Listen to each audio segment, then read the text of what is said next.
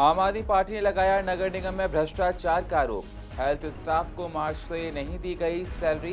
एडीएमसी के मेयर निर्मल जैन ने बताया आरोपों को गलत। सीएम केजरीवाल ने शास्त्री पार्क फ्लाईओवर का लिया जायजा। अगले महीने खुल जाएगा पुल का कुछ हिस्सा। 303 करोड़ की बजाय 250 करोड़ में हो रहा है काम पूरा। दिल्ली पुलिस के हाथ लगी अहम कामयाबी। सेल्फ डकैती का हुआ पर्दाफाश। लूटी हुई रकम की गई बरामद।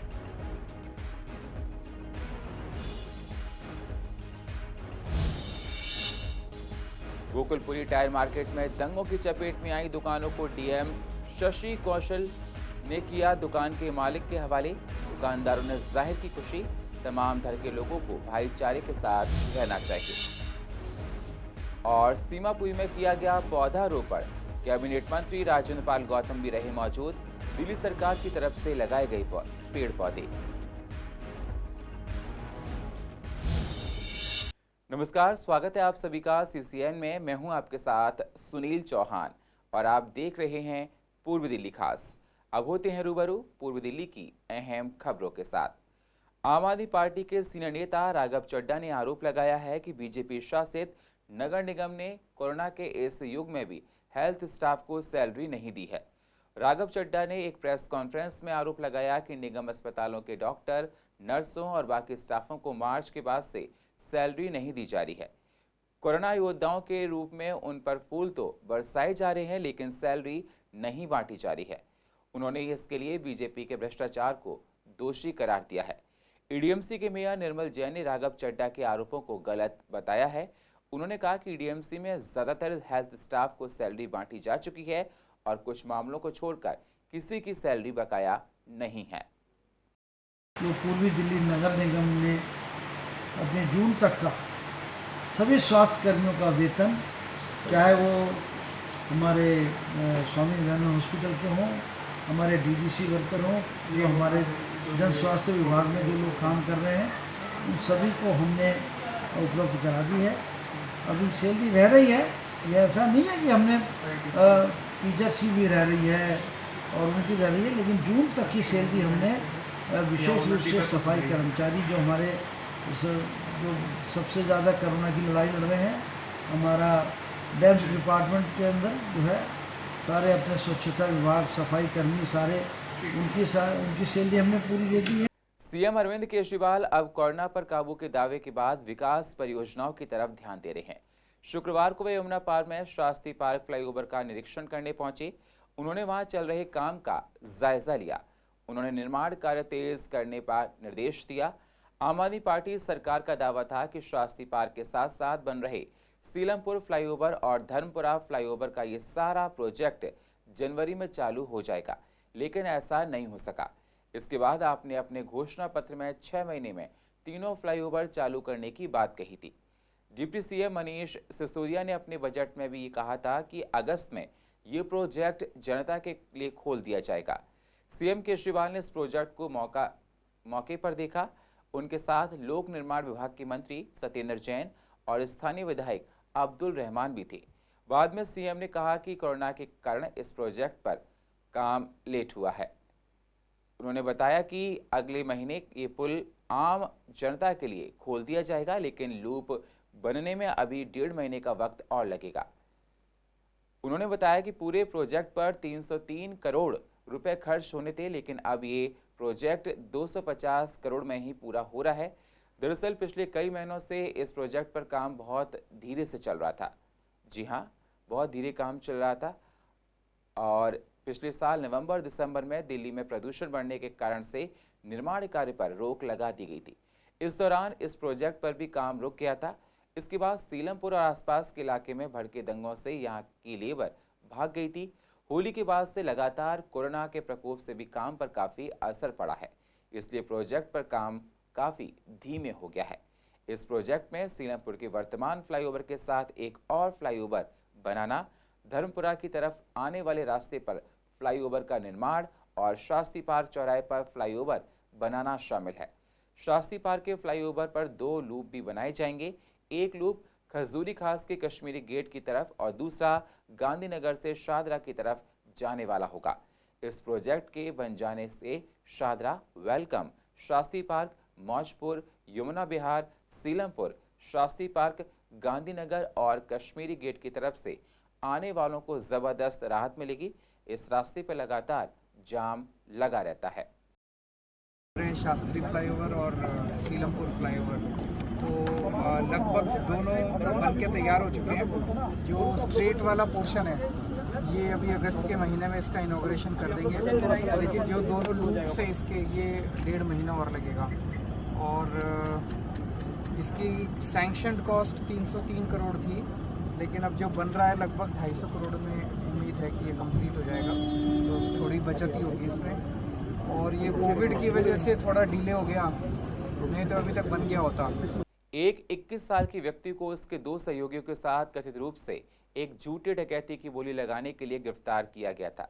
गिरफ्तार किए गए लोगों की पहचान निखिल भारद्वाज, चंद साहिल और कुणाल के रूप में हुई, जो कि विश्वासनगर इलाके के निवासी हैं। आपको बता दें कि 21 जुलाई को फर्श बाजार की पुलिस को रामगली विश्वासनगर शाहदरा में 3 लाख रुपए की लूट की सूचना मिली थी।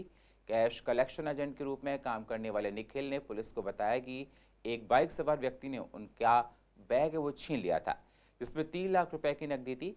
जब वह रामगली विश्वासनगर में अपने कार्यालय की ओर लौट रहा था, उसने अपने नियोक्ता की ओर से वह पैसा एकत्र किया था, जो केबल टीवी नेटवर्किंग में काम करता था। निखिल के बयान पर उपयुक्त धाराओं के तहत मामला दर्ज कर लिया गया है और जांच शुरू कर दी गई है। शाहदरा डिस्ट्रिक्ट पुलिस स्टेशन फर्श बाज़ार में 21 जुलाई को शाम को एक रॉबरी की कॉल आई, जिसमें कंप्लेनेंट ने बताया कि वो एक बैग लेके जा रहा था और उसमें 3 लाख रुपए कैश था। एक मोटरसाइकिल आती है और पीछे से बैग छीन के भाग जाती है।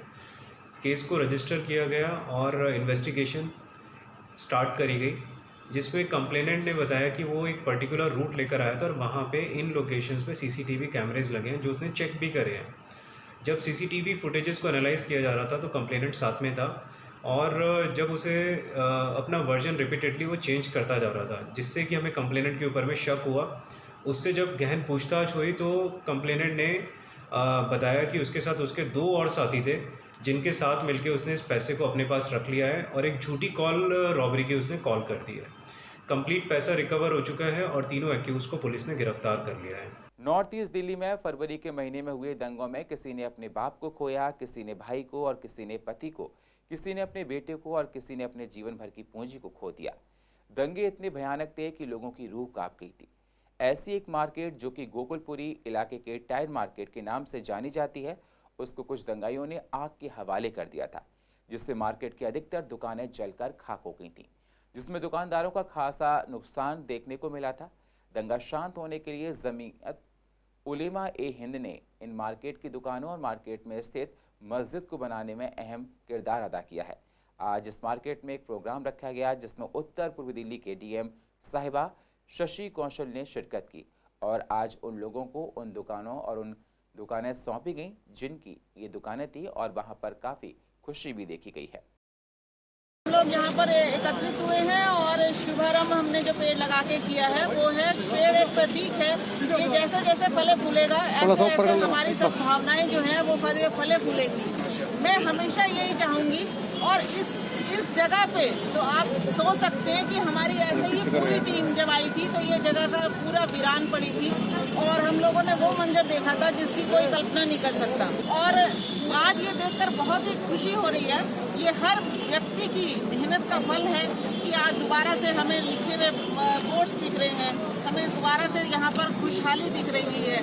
इन लोगों को समझाने में कामयाब हो गए और उन्होंने ये कहा कि हाँ जल्द से जल्द इनको दोबारा अपनी सही सूरत में इनको वापस लाना चाहिए।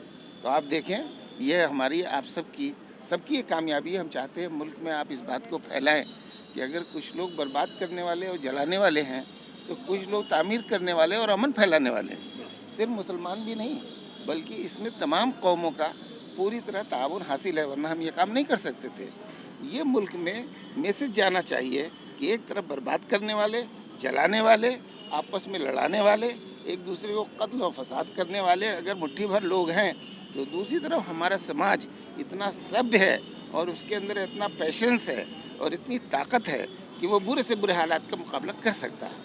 ये चीज़ हमने यहाँ से, इसीलिए हमने जो ये प्रोग्राम रखा है, उद्देश्य है कि भाई काम को जो जमीयत उलमा हिंद ने जो इस कार्य को पूरा कराया है उसकी खुशी में प्रोग्राम रखा गया है। तकरीबन 224 दुकानें हैं जिसमें दंगाइयों ने आग लगा दी गई थी तकरीबन 95 दुकानों पे।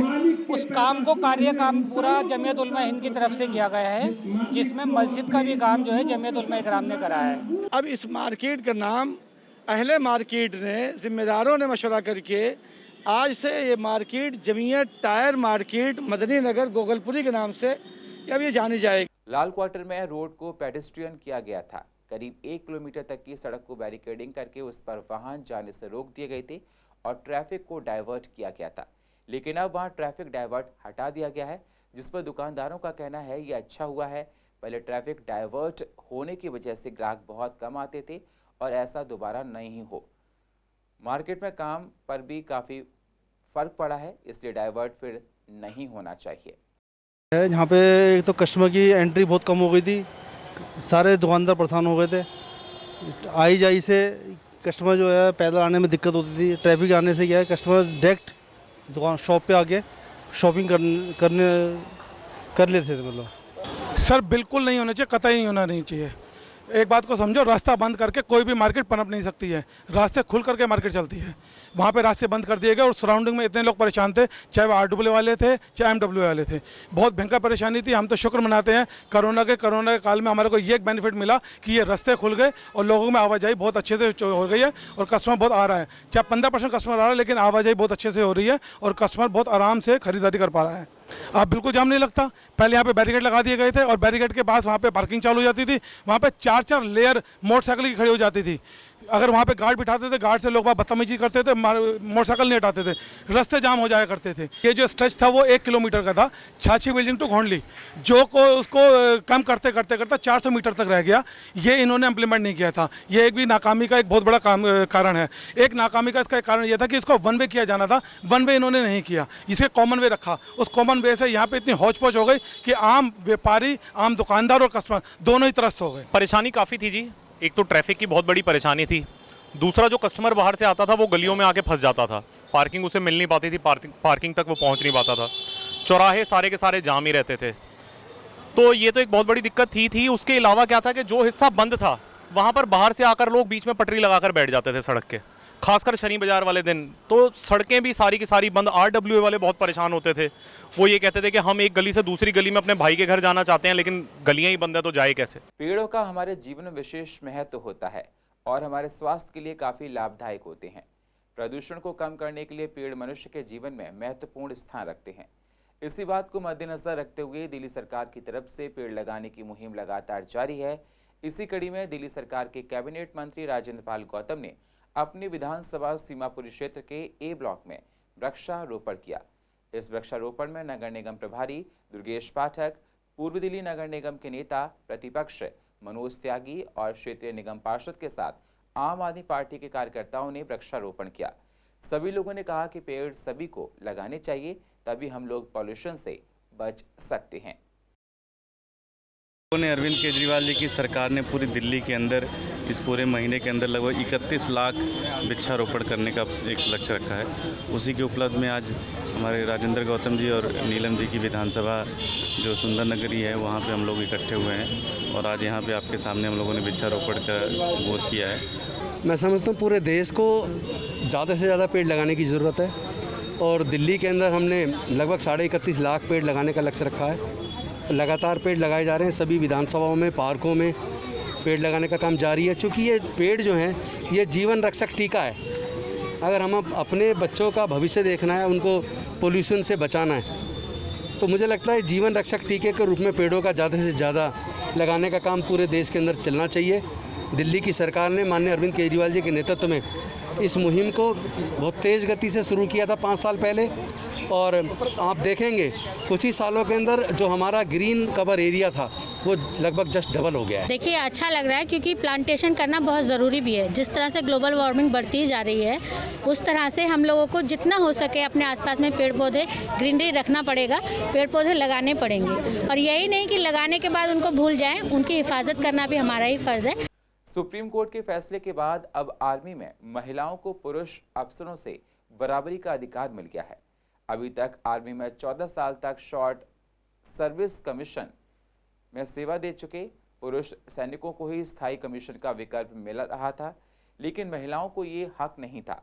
वायुसेना और नौसेना में महिला अफसरों को स्थायी कमीशन मिल रहा है। इस पर पूर्व दिल्ली की महिलाओं ने खुशी जाहिर की है।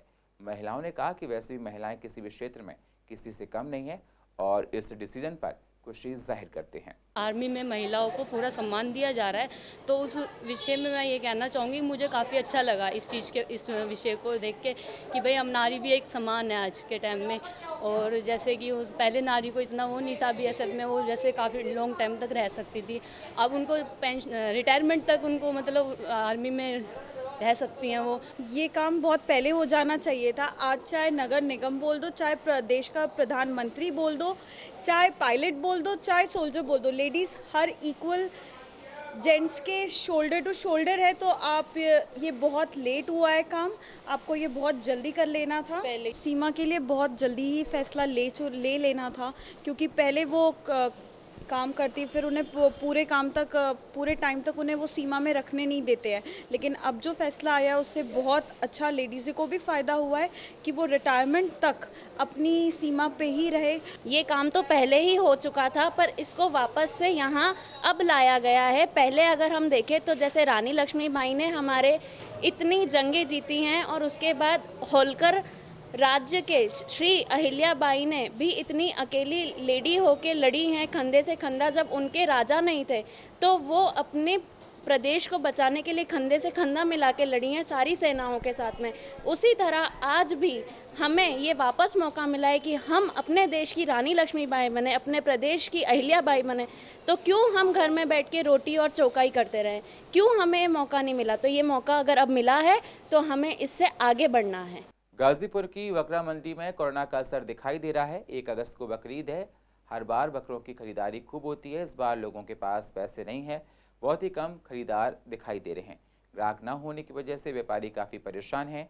व्यापारियों का कहना है कि इस बार काफ़ी मंदी है। मंडी में सोशल डिस्टेंसिंग का पूरा ध्यान रखा जा रहा है और बिना मास्क के किसी को परमिशन अंदर आने की नहीं दी जा रही है। बिक्री तो बहुत डाउन हो रखी है सर। ये लॉकडाउन की वजह से ना लोग वक्त 4 महीने से खाली बैठे हैं, 5 महीने से खाली बैठे हैं, कारोबार नहीं है, तो उसको लेकर ना बिक्री बहुत कम है। बाकी इतनी भीड़ है ही नहीं मंडी के अंदर, मंडी तो खाली पड़ी है पूरी।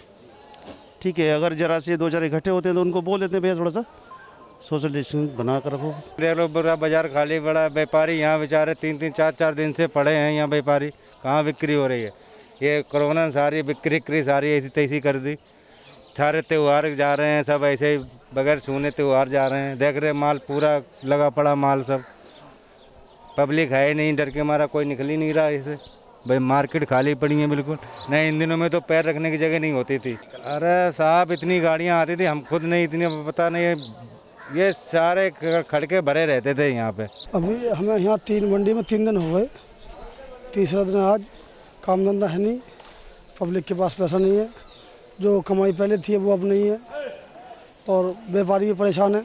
जो माल पहले बिक रहा था 20,000 का, वो अभी 14 का 15 का ऐसे जा रहा है। देखो यहाँ के जो आढ़ती हैं, जो व्यापारी हैं, आढ़ती जो हैं वो कहते हैं अपना दूरी बना कर रखो, मास्क लगा कर रखो।